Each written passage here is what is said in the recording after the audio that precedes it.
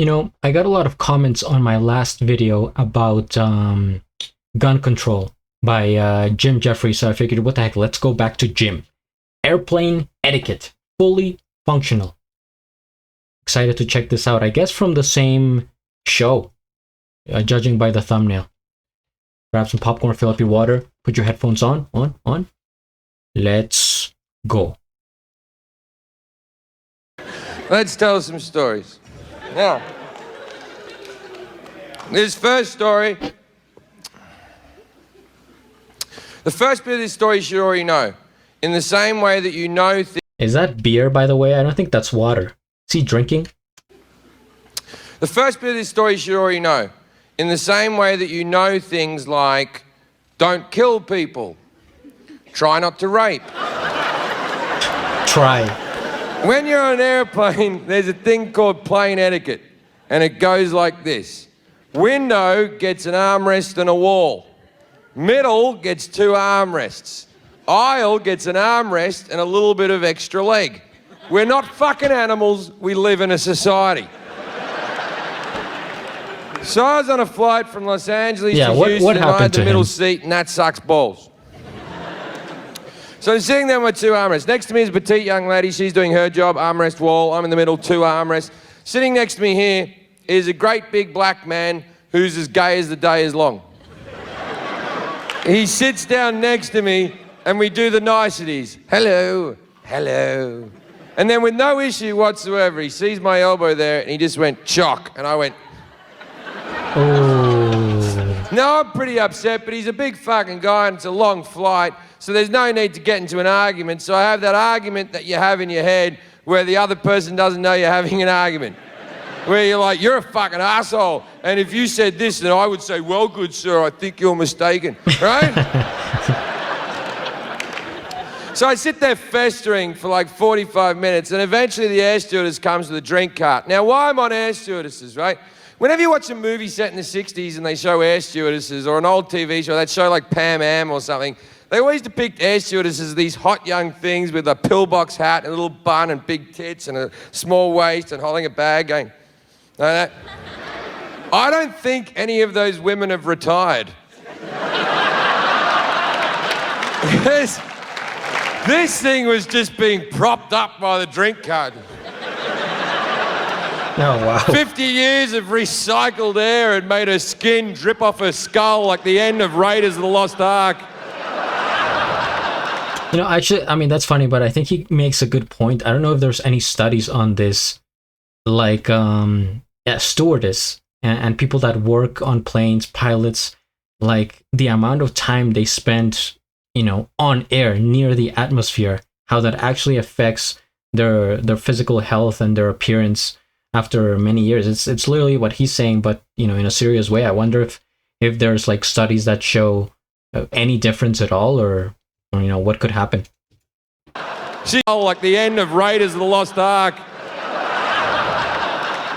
She comes up, the guy reaches over for his drink and his pretzels, armrest open, bang, I'm back in. And I'm not fucking going anywhere either. He puts all of his things down in his tray and he goes to put his elbow back, but he fucking can't, can he? He can't, because there's a wall there called Jim Jefferies and he can't fucking move it, right? And he's pushing, and I'm acting like I can't feel it, like this, but casual like.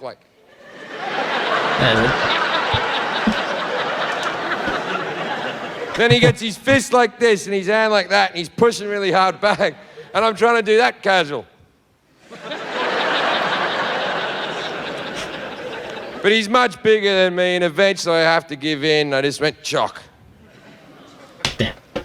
So I turned to him and said what needed to be said. Why are you such a cunt? Now, I understand that word in this country isn't as popular as maybe it should be. People were freaking the fuck out. They were going, he just said it, I heard him say it. How loud did he say it? Called that man a C-bomb, I heard him say it, Bob. Called the man a C-bomb, Bob. And he was shocked as well. He turned to me and went, excuse me, what did you just call me? but in for a penny, in for a pound, right? And I was there going, a cunt, sir. I called you a cunt. And he said, are you upset because you're trying to take my armrest? And I went, you don't know plane etiquette. Window gets an armrest and a wall. Middle gets 2 armrests. Aisle gets an armrest and a little bit of extra leg. We're not fucking animals. We live in a society. I mean, when you put it that way, you can't even be mad at him. And the people that initially hated me agreed with me, like, he is right about that. That is true. That is true. We do live in a society. And he went, oh, I'm only taking the back of the armrest. You can have the rest of the armrest. And I went, you take the back, you take the whole fucking thing. No one gives a fuck about the front of the armrest. No one's ever gone, thanks for the front of the armrest. Yeah, it's true. It's like when you're at the movie theaters, you can't, how are you going to put your arm at the front? It's like you would have to be crouching, leaning forward. It's always the back. It's like near the seat. No one's ever gone, thanks for the front of the armrest. I said, it's not just that you're taking my armrest. Your elbow has come over the armrest and it's digging into my rib cage. And he said, well, maybe if you lost some weight. I know. I was gobsmacked. I didn't know what to fucking say. I just turned to him and went, you bitchy queen. Now everyone on the plane has lost their fucking shit. The movie can fuck off, mate. No one's watching the fucking movie. I'm the entertainment now. The air stewardess comes running back on her walker. She comes up to us. Walker. And she goes, what's going on here? And I said, I want this fucking asshole away from me. And she said, sir, this is not the situation to be swearing in. I went, yes, it is. We're having a fight. And she went, well, there's no need for name calling. I called the guy bitchy queen, so I sort of get what she's saying. And I turned to her and said, you know what? You're right. There is never a need for name calling. But, as a proud gay man myself, I feel like I've earned the right to say such words, so... Playing that card, okay. She apologized. The gay guy knows I'm fucking lying. He's fagging the fuck out, just...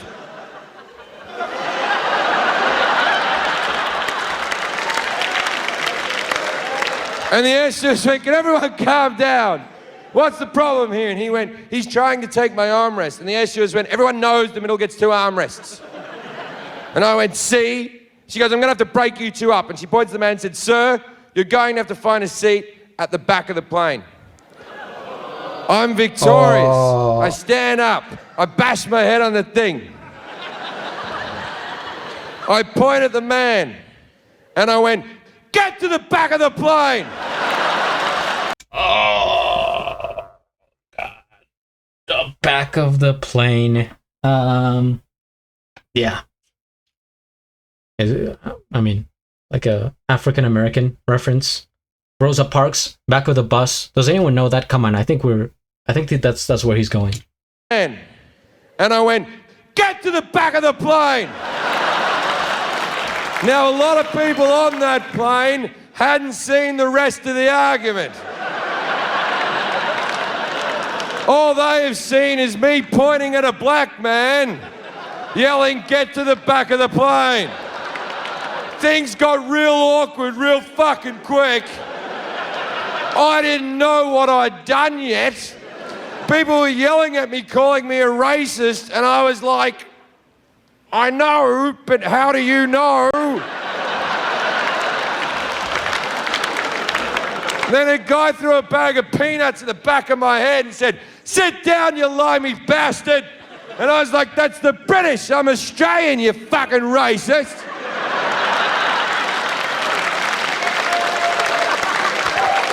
Which would have made a lot of sense if being British or Australian was a race and not a nationality. But at that stage, I was clutching at straws, really. So I go sit back down in his old chair. We got the empty seat between us. Me and the girl pounded out. Now, later on the flight, I'm walking up the back of the plane to the toilet. And I want to see the guy, because I want to go. And I get all the way to the back of the plane. I don't see him anywhere. I'm about to go in the toilet. He's and then in the I see his bathroom. leg around the corner. Ah. There were no more seats. This is a full flight. He's sitting in the air stewardess's landing seat that folds down with a seatbelt over the top like he's in a fucking go-kart. I put my head around the corner. I went, "No armrest here, dickhead." Oh. And the air stewardess went, "You get back to your seat." And I ran away like a child, like.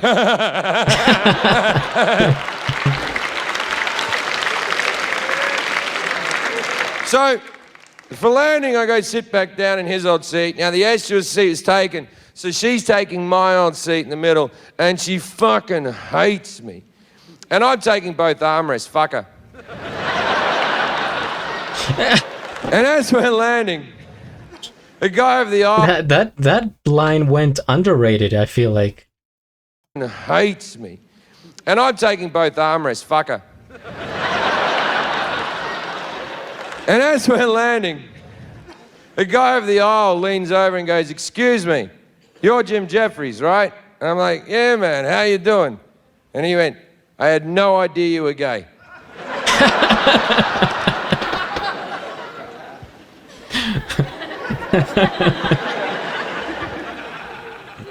Fucking yeah, man.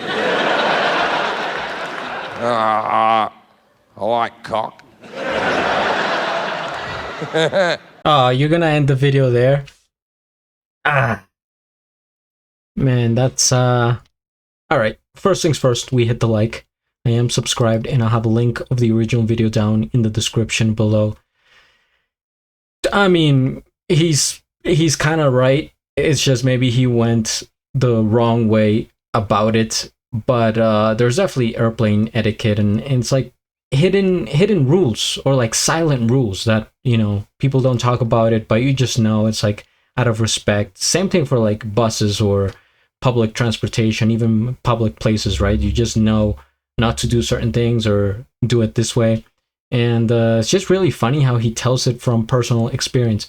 I really enjoy comedians like him that they're not even trying to be, you know, funny to just for the sake of it.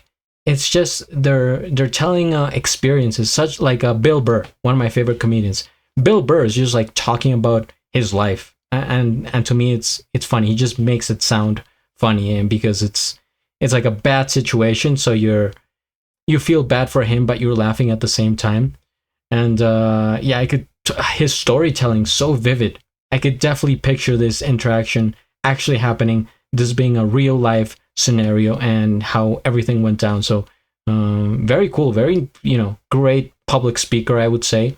And he's also so like confident and nonchalant about his delivery that he makes you believe everything, and kind of like you get comfortable. You're like, you know, I'm just hanging out with Jim, and we, you know, we're talking, and that's it. It's like no big deal.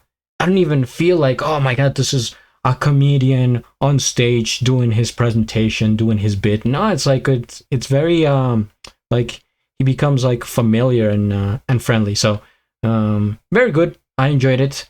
Hope you guys have more suggestions. Could be from Jim, other comedians, or anything else. Really, hit the like, subscribe, and at the end, do a flip. Till the next.